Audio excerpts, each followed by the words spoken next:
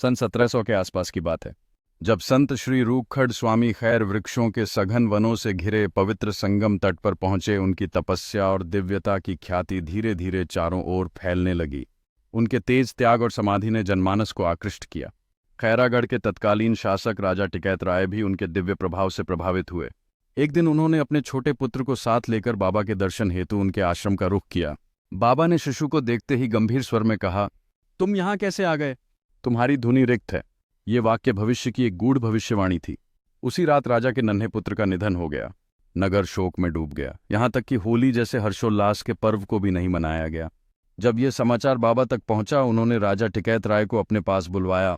राजा गहन दुख से व्याकुल होकर पहुंचे। बाबा ने करुण भाव से उन्हें सांत्वना दी और कहा, राजन, शोक मत करो। तुम्हें 2 पुत्र होंगे।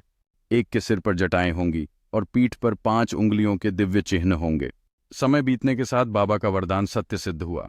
राजा टिकैत राय को 2 पुत्र हुए, महिपाल सिंह, जिनमें बाबा द्वारा बताए गए सभी दिव्य लक्षण स्पष्ट रूप से प्रकट हुए, और दृक्पाल सिंह, जिनके जन्म से राज परिवार में नई आशा और प्रसन्नता का संचार हुआ।